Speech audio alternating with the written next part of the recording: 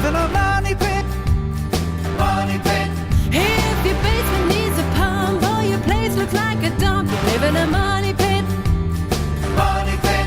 Pick up the telephone, fix up your home sweet home by calling 888 Money Pit. The Money Pit is presented by Home Advisor. Now, here are Tom and Leslie. Coast to coast and floorboards to shingles, this is the Money Pit Home Improvement Show. I'm Tom Kreitler. And I'm Leslie Segretti. Happy fall. We hope that you are tackling lots of fun home improvement projects this weekend. And if it's not fun, well, maybe we can help you out. So give us a call with your home improvement questions, your decor dilemmas, your smart home challenges. I always think every time I hook up a smart home piece of equipment that the house is smarter than I am, Leslie. You have to be pretty smart to make it all work, though. I got to tell you. You do. But whatever's going on in your money pit, we'd love to help you step it up, spruce it up, fix it up, decorate it up, but help yourself first. Pick up the phone, give us a call right now at 1-888-MONEY-PIT. Coming up on today's show, a wet fall brings the potential for a dangerous invader to hit your house. It's mold. We're going to have some tips to help you identify and clean mold, and we're going to talk about what might be covered by your homeowner's insurance. And if you're lucky enough to have a sprinkler system for your lawn, now is the time when that system needs to be winterized. You don't want to see what happens when it's not. Trust me, it happened to Tom one time, and it was a real mess. We're going to explain what needs to happen to avoid a frozen mess in just a bit. And if you love the look of greenery around the outside of your house, but it seems that you've only got a black thumb when it comes to getting greenery to flourish inside your home, we're going to have a solution. But to kick things off, we want to hear from you. So give us a call. Let us know what you are working on, gearing up for the busiest time of the year at home. It's the holiday season just around the corner. So let us give you a hand. Give us a call at 888-MONEY-PIT. 888-666-3974. Let's get to it. Leslie, who's first? Joe in Rhode Island, you've got the Money Pit. What's going on with your insulation? Well, we built a new home, Yep. and it's 2x6 construction Okay. with a truss roof. Yep. And I used open cell sprayed in insulation, and they come Yep. in and then they shave it all down to the studs. Yep. So we have a completely sealed envelope of the structure itself. Okay. Now, when it's a truss roof, so there's really no attic, but there is a space up there. Okay. When you sheetrock the whole ceiling and close that off, do I need to be concerned with some sort of ventilation in No, the not attic at all. space? Not at all. Where did they insulate in the attic? Did they insulate under the roof itself? They insulated the roof right to the plywood roof. Yeah. Nope. You absolutely do not need to ventilate a spray foam house. And here's why. Because basically now that attic is a conditioned space. I have a spray foamed attic. It's terrific because it's pretty much the same temperature as the rest of the house all the time. Used to be that it was, super hot in the summer and really cold in the winter. Now it's pretty much even Steven. And the fact that you use spray foam means that it expanded and sealed all the little cracks and gaps and crevices, so you're not going to have any problems with drafts getting in there. So you do not need to ventilate that roof. Now, how about we have a mechanical equipment up there. I have the air conditioning unit up there. Yep. Mm-hmm. No concerns with that in that space either? No, it'll even work better because now, when it's trying to cool in the summer, it's not going to be doing so in an attic space that's 110 degrees. All right. I was concerned because there's absolutely no ridge vent, no soffit vent. Yeah, no, that is done correctly, and we have to start thinking differently. Now, we use attic ventilation when we use products like fiberglass because we have to manage the moisture. But with spray foam ventilation, that is not an issue. That is now a conditioned part of your house, just like any room in your house. You may not have heating ducts up there, but it does not need to be ventilated. Fantastic. All right, that's a good choice. All right, very good. Good luck, Joe. Thanks so much for calling us at 888-MONEY-PIT. All right, next up we've got June on the line with a question about a metal roof. What's going on, June? Yes, I have a home that was built in 1972. It's a pier and beam. I'm told it's a modular home, and I wanted to put a metal roof on it.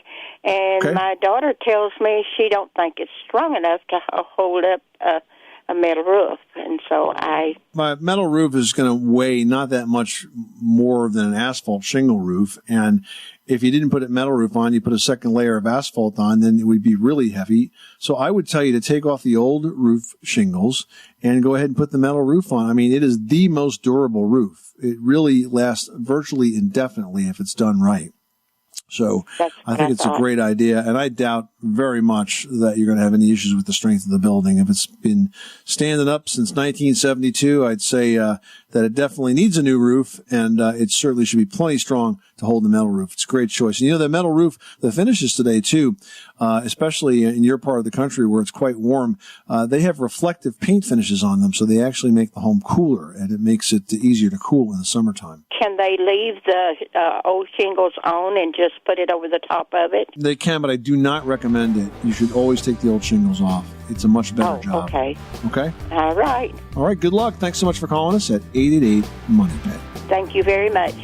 You are tuned to the Money Pit Home Improvement Radio Show on air and online at moneypit.com.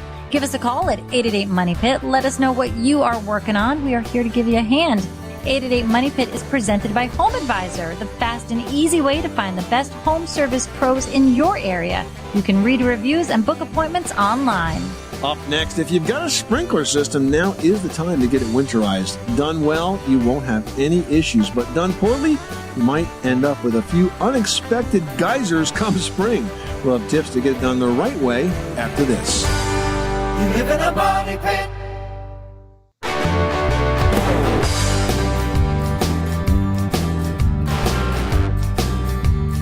Money pit.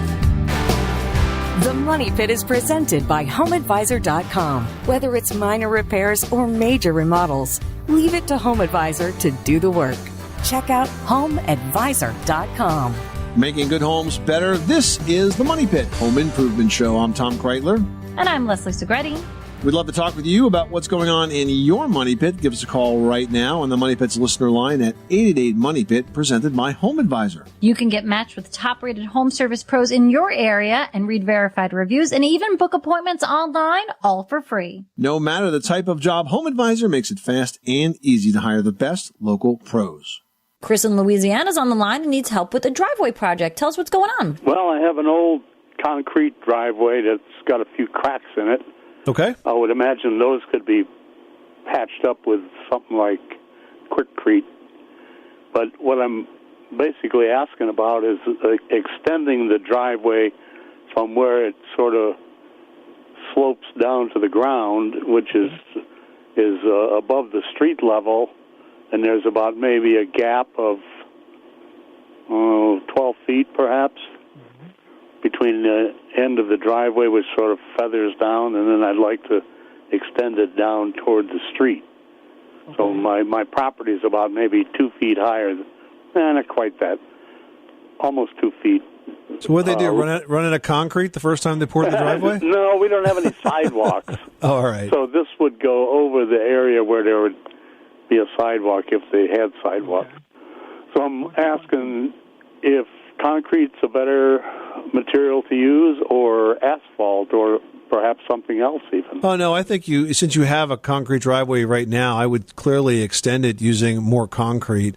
I would repair those cracks in the surface. There is a Quikrete concrete repair product that comes in a caulk tube for those small cracks. Uh-huh. And you could also consider using one of the resurfacing products that are available, so that now you'll have a brand new driveway and an old driveway. And if you resurface that driveway, it's kind of like stucco, and they're especially designed to stick to the old concrete. Then the whole thing will look brand new, and it'll all kind of match. Okay. Do you have to wet that down first? Or? Yeah, you just follow the instructions. Uh-huh. There's what's that product called? It's made by Quikrete. I think it's called a sand topping mix or something like that. Okay.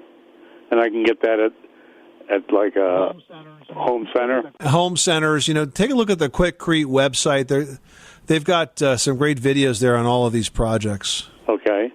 Now, how about the extension? Do I need to build a form or just lay concrete down and kind of hack it in? No. Have you ever poured concrete yourself before? A little bit, but mostly just for small projects like walks and stuff. Well, you know what? This is a pretty big project, and since you haven't done it before, I would recommend that you get a mason to help you. It's a little bit different to handle this amount of concrete. You're going to need a fair amount of it. But basically, the way the project goes is they do build forms that holds the concrete in at the end.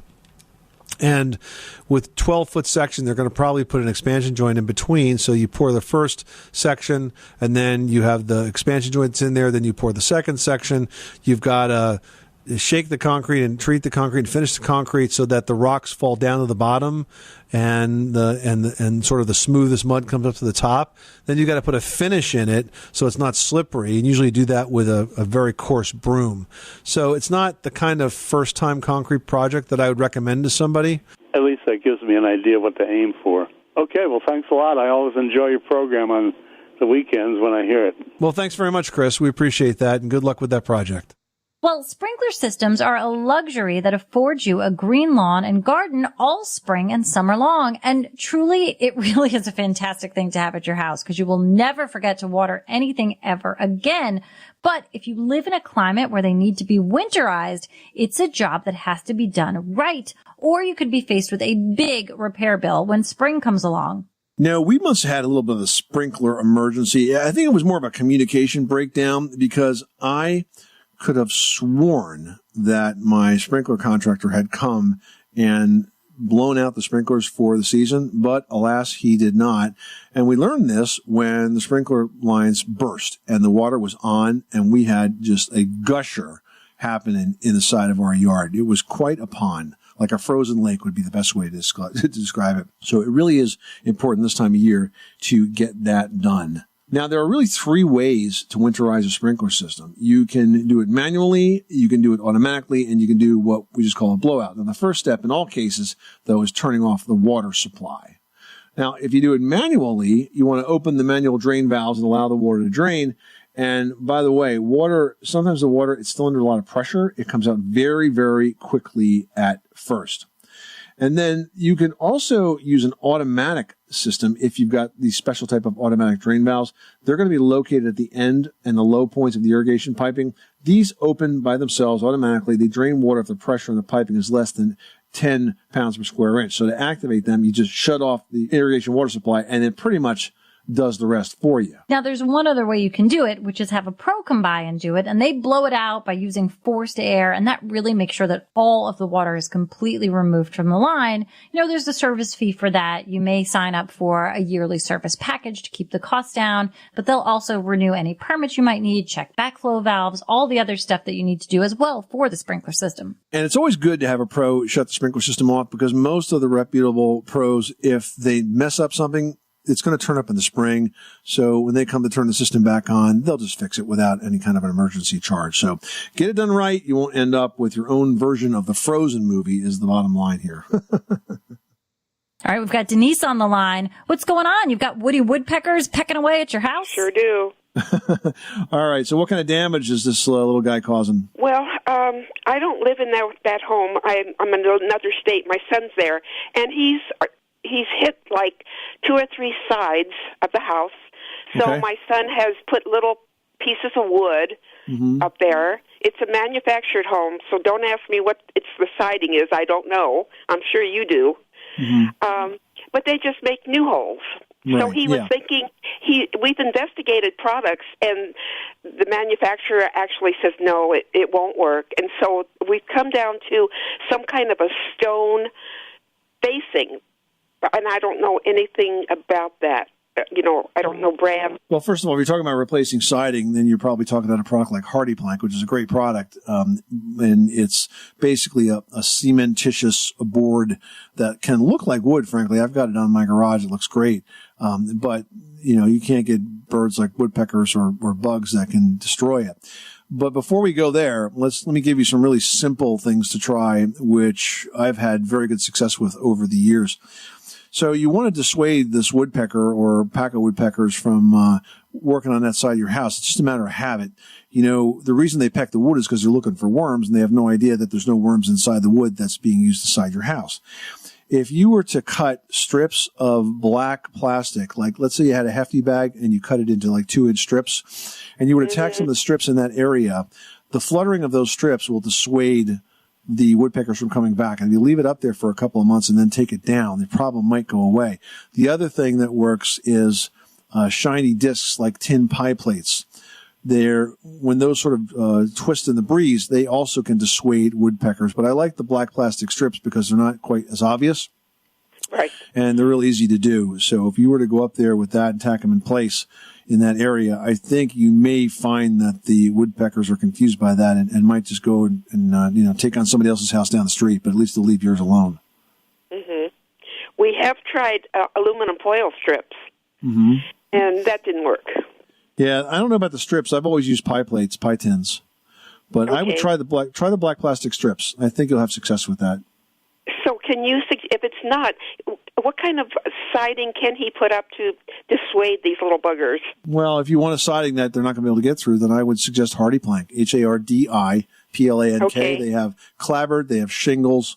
It's really nice stuff. Take a look at the Hardy Plank website, and you'll be able to see lots of photos of homes that have been covered with it. Does it come in sections like 4 feet wide, or? It comes in different types of siding profiles. So the clapboard or the shingle, for example.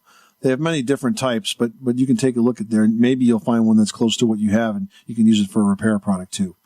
All right, Denise, good luck with that project. Thanks so much for calling us at 888-MONEY-PIT. All right, now we're welcoming Tim from Illinois to the Money Pit with a water heating question. What's going on? Oh, I have a 9-year-old water tank, and I was trying to get the rod that collects all the minerals out, and it didn't want to come, so I was afraid of busting some pipes. So I was curious, I just should leave it alone, and with it being 9 years old, it's almost at the end of its life as far as the water tank, because I understand that water tanks are usually from 8 to 12 years for replacement. So you've been trying to replace the anode and having a hard time getting it out, correct? Yeah, I think it's rusted in, or I. Sometimes you have to get a little leverage on the wrench to do that. And once you get the wrench on the anode, sometimes you have to kind of extend that wrench handle to really get that out. It's a bit of a tricky job. But considering the age of the tank, I probably wouldn't spend much money on it, because I think you're right. 10, 12 years is a pretty average life expectancy for a standard water heater. And when it comes time to replace the water heater, you might even decide to upgrade and go with a tankless water heater, which is going to last you a lot longer and be far more efficient. And that might be a good choice for me, because I'm single and no one else lives in the household. I'm gone most of the time. Yeah, well, that's the difference between a tankless water heater and a standard water heater. The water heater is kind of dumb. It heats the water 24/7, whether you need it or not. And when the water cools down, it comes back on and heats it some more. A tankless water heater is going to heat on demand. And so because that's going to be a lot more efficient for a single guy, but even a big family, with teenage daughters, for example, that, don't know the meaning of a short shower, they never run out of hot water when they have tankless. It just works very well in both extremes. So how much is something like cost for installation and so forth? Well, if you compare it against a high efficiency tanked water heater, it's similar. But if you compare it against a standard sort of low efficiency, it's probably going to be about twice as much. But it will last longer too, and you're going to save money on the energy bills too. I thank you for your time. I love your show, and your advice is well worth listening to. You are tuned to the Money Pit Home Improvement Radio Show. Coming up, a wet fall brings the potential for a dangerous invader to your house this winter. Mold. But is cleanup a safe DIY project? Kevin O'Connor from This Old House is joining us with tips next. And This Old House on the Money Pit is presented by ADT. Introducing ADT Go, the new family mobile safety app and service. Get ADT Go with 24/7 emergency response with any ADT security system. Go to ADT.com to learn more today.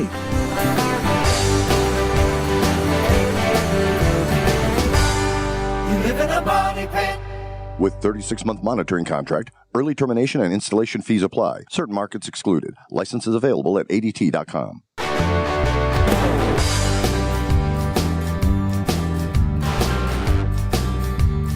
Money pit.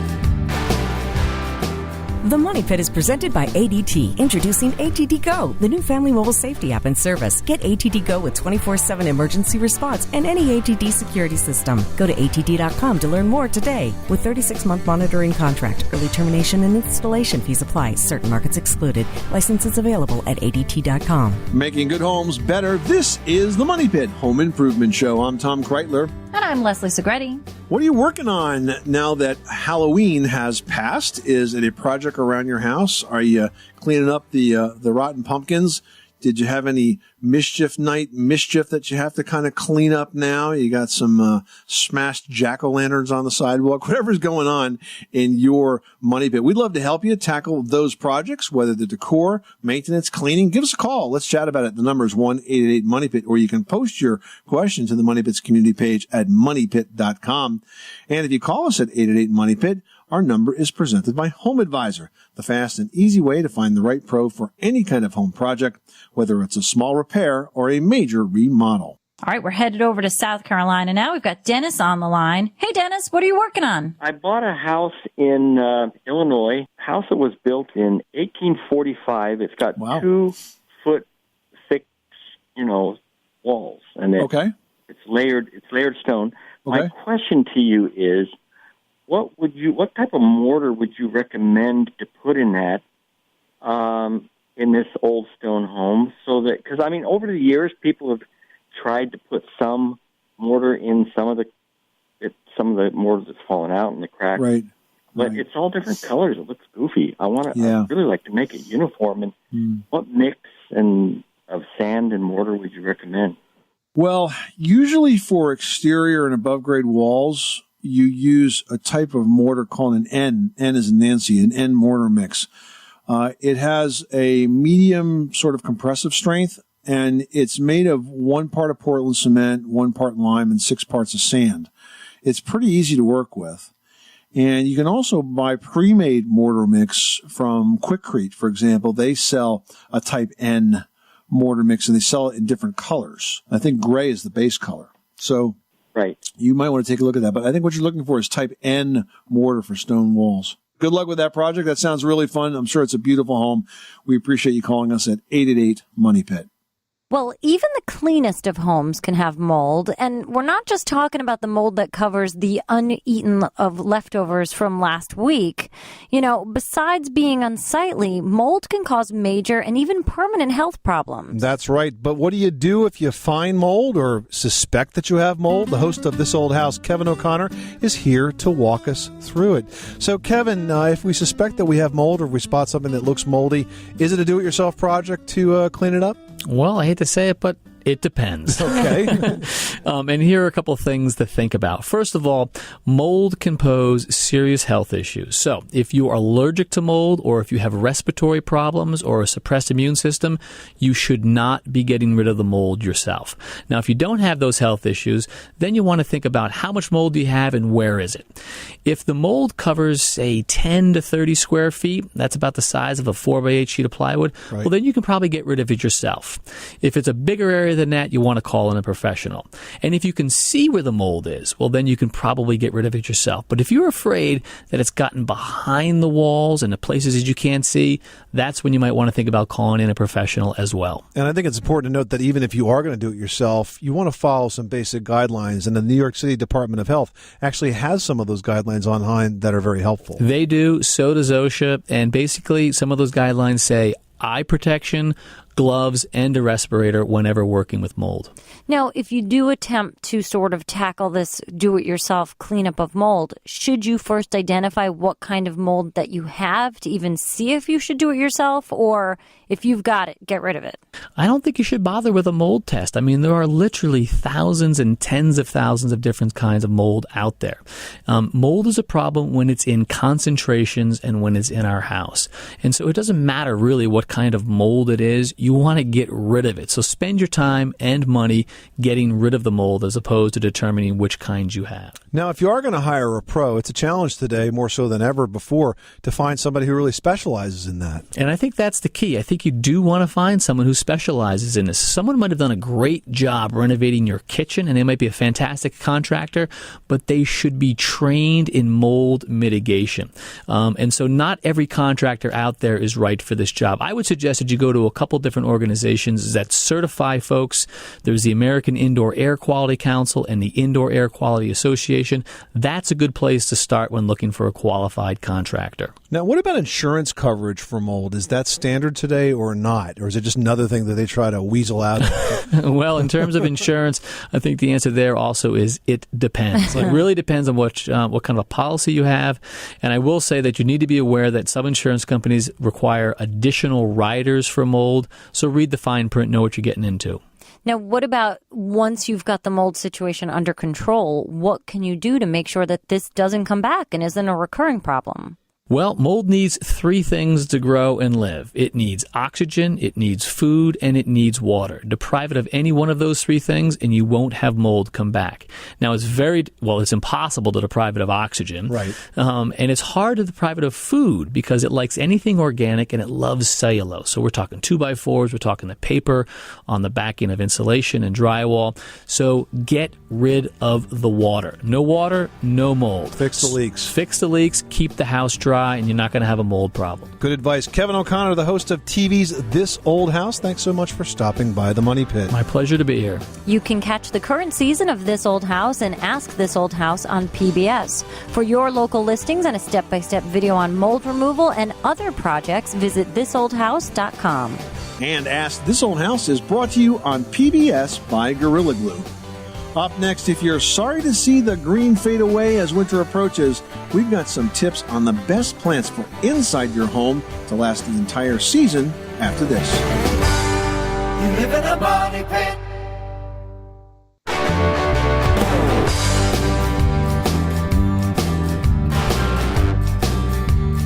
Money pit. The Money Pit is presented by Caseta by Lutron Smart Lighting Control. You can set your lights to come on at dusk, so your family always comes back to a well-lit home. Caseta by Lutron. Welcome home to peace of mind. Making good homes better. Welcome back to the Money Pit Home Improvement Show. I'm Tom Kreitler. And I'm Leslie Segretti. And I know you like the mouse named Mickey, but for the other mice in your life, not so much. I hear you had a visitor. It's what a happened? Roommate. I'm going to go with roommate. I swear this thing is smarter than everybody else who lives in this house, which is me and my kids. So it could definitely be smarter. But it's the tiniest, cutest little brown mouse, these tiny little pink ears, and he's very sweet. And every night he walks right into my bedroom and then he walks behind a dresser and disappears in my closet. And I can't tell you how many little holes I've found around the house with the boys that we've plugged up with steel wool. I don't leave the dog food out overnight. I have cleaned up everything. I put out some traps under the dresser. I now have watched the mouse walk around the dresser completely and go back to where it's going. Smart mouse. I don't know what to do. And it's so bad that I've finally gotten to a point where I'm like, you know, I watch these Outlander and, Game of Thrones type shows where they, interact with mice in their daily life. I'm like, I'm just going to sleep normal, knowing that there's potentially a mouse walking around my bedroom. Like, it's just not bothering me anymore. What about bait stations? Maybe you should pick up a small bait station, give the mouse a little bit of food, and he'll just go away once and for all. I have those they're mini versions of like a Have-A-Heart. Like, it's the ones that are like, you can relocate the mouse. I don't want to hurt it. All right. Yeah, I guess you're too nice to use that kind of thing. But you said you did some traps, but the traps are not the kind that eradicate the mouse, huh? They just no, it's like them? Go inside this little house and then I'll take you outside and then you can come right back in. Did you put any food in it? I did. I put peanut butter in one. I put a chocolate bar in the other because it is a chocolate bar. You're too nice. But okay, well, you let us know how that works out. And if you really get frustrated, I might suggest a different type of trap. My roommate doesn't invite other roommates over. I'm convinced that the one I see is just one. It's just one. Only one. At a time. Well, if you'd like to choose the best plants for inside your home this winter, the first step is really knowing your house. You've got to know which room gets west, north, east, all that type of sun. Southern exposure, is that room sunny in the morning or in the afternoon? And then once you kind of know the pattern of sunlight and warmth in your home, then you can choose the plants. Yeah, now the best type of house plants are not always those that are most popular, but they're those that are going to work best in varying levels of low to bright light. First of all, the popular ones like the ficus, not a very practical plant for a house. They're difficult to maintain. They have to be grown in full sunlight, and they do drop a lot of dense foliage. We had a ficus tree, which is absolutely beautiful, in my first house, and I loved it. It was just gorgeous, except it was just such a pain in the neck to take care of because we'd always be picking up the leaves, and it would leave sort of like this gooey stuff that would get on the bark, like sap, and it was just a pain in the neck. So it didn't last more than about a year. Now, the best alternative, though, to ficus is a Kenosha palm. It's popular in parlors and dens of Victorian homes. Each leaf is gradually smaller on each palm frond. So it's got a very rich green color. It's elegant looking. And also the lady palm is a good choice because each leaf is kind of like a lady's hands with a paper-like texture. Oh, well, isn't that super delicate, Tom, and so ladylike? Very ladylike, yes. You know, another good option that I think some people have more luck with than others are orchids, especially if you seek out the moth orchid. You know, the flowers are going to last for months. It's really easy to maintain. They don't need a ton of sunlight, and they're super gorgeous when they are flowering. And let me tell you, when the flowers go away, if somehow you can make it figure out how to reflower, reach out to me and help me figure that out. Because one time I trained, you know how orchids have those little roots that come out? Right.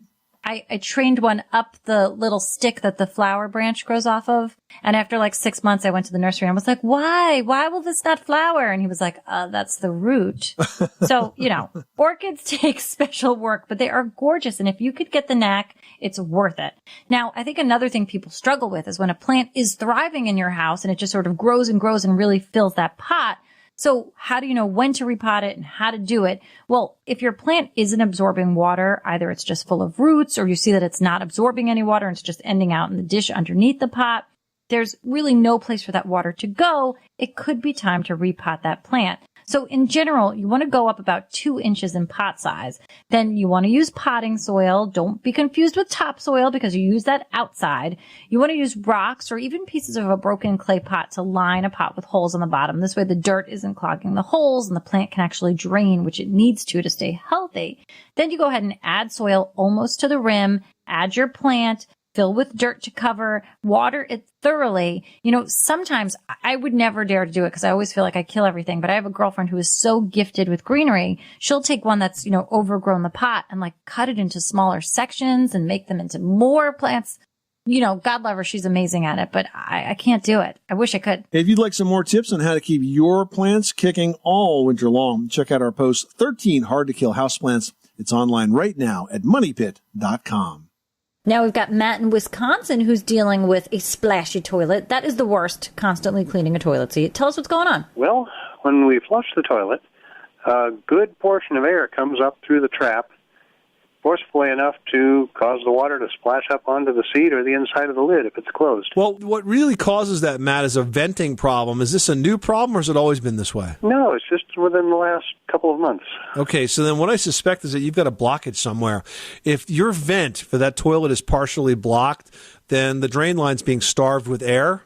And if it's starved with air, it's going to try to gulp that air from somewhere else, and that's what's causing the bubbles. Okay. So what you need to do is try to figure out where that obstruction is. And it's going to be somewhere in the vent that is connected to the waistline under the toilet, if that helps you narrow it down a bit. Yes, it does. Thanks. You're very welcome. Thanks so much for calling us at 888-MONEY-PIT. Stick around because we've got a lot more great home improvement advice to share with you when we come back. You live in a money pit.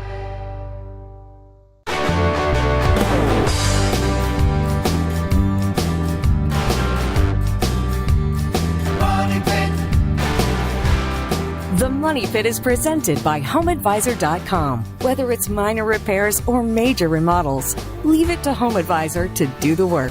Check out HomeAdvisor.com. Where home solutions live, this is the Money Pit Home Improvement Show. I'm Tom Kreitler. And I'm Leslie Segretti. Give us a call right now with your home improvement, your decor, your remodeling questions. We're here to take them at 1-888-MONEY-PIT, presented by Home Advisor. You can find out what it costs to do your home project before you hire a pro and instantly book one of Home Advisor's top-rated pros for free. All right, but you've got 2 pros standing by right now to jump into all of those questions you guys post in the community section on MoneyPit.com. Every day we're getting new questions, which I love. And this is actually a good one I don't think we've received ever as far as I can remember. Now, Sarah in Georgia writes, can you tell me what that little diamond mark is on my tape measure? It appears every 19 3/16 inches. I love how tape measures have really thought about everything. And they give you all these little grabbers and holders and, tricks and time savers. So what is this one? Well, that is actually for spacing a certain type of building component. It's for spacing a floor truss. Now, if you think about a floor truss, they often have a 4-inch wide top. They don't need to be 16 inches on center because the top is so wide. You can use fewer of them and they can be farther apart. Now, originally 19.2 inches was used in metric layouts. So dividing 5 into 96 inches, which is 8 feet, gives you 19.2 inches, which yields 5 trusses per sheet of plywood floor. And that's why we have the diamond marks on tape measures. It's for laying out floor trusses to fit under plywood. I love it. All right, next up, we've got a post here from Ronnie in New York City who writes, my home is 50 years old. Central air and heating were installed 15 years ago, which included 5 vents in the basement. An energy conservation expert suggested sealing off those basement vents since it's not used as living space. But an HVAC expert says closing the vents will build pressure and strain the system. I want to save money, but not if it's going to cost me in the long run. What's the right move? I think they're both a little bit right here. I mean, you can shut off some rooms, maybe shutting off something that's like 25% of your house. If it was designed to have an HVAC system in the basement, like from day one, a lot of times, I say that because a lot of times systems were extended to cover a space like a basement if it was being finished, in which case, it doesn't really matter. But I think if you were to shut off all of those registers and it was designed to have it in the system, you might strain the system a bit. You'd probably put more pressure on the blower. I don't think you'd put much pressure on the compressors in the summer. It probably wouldn't have any effect on the heat, although your system could cycle more. So yeah, I do think he's right. There'd be more wear and tear on the system components, whether it would be, something that would force it to rapidly fail, I doubt. But it would save you a bit of energy though. But you know what? If you are really concerned about saving money, I mean, shutting off one room is one thing, but you really need to get your priorities in terms of where are you losing most of the heat. And that's in your attic, right, Leslie? I mean, really, you have to think about the attic as like the head of your house. And if you're not properly insulated in your attic space, all of that heat is going to escape just like it does through your head on your body. So you want to make sure that you have the proper amount of insulation. And I'm not talking about to the underside of the roof. I'm talking about like on your attic floor, whether it's blown in or fiberglass. You really want to check with what the state codes are for the minimum amount of suggested insulation to keep that air in, but you also need to let air out. So it's all about insulation and ventilation in the right amounts. This is the Money Pit Home Improvement Show on this beautiful fall weekend. We hope we've been able to share some tips and ideas and projects for you to think about taking on in your home. But remember, if you've got questions, we are here any time of the day or night. Just pick up the phone and call us at 1-888-MONEY-PIT or post your question online to the community page at MoneyPit.com. I'm Tom Kreitler. And I'm Leslie Segretti. Remember, you can do it yourself, but you don't have to do it alone.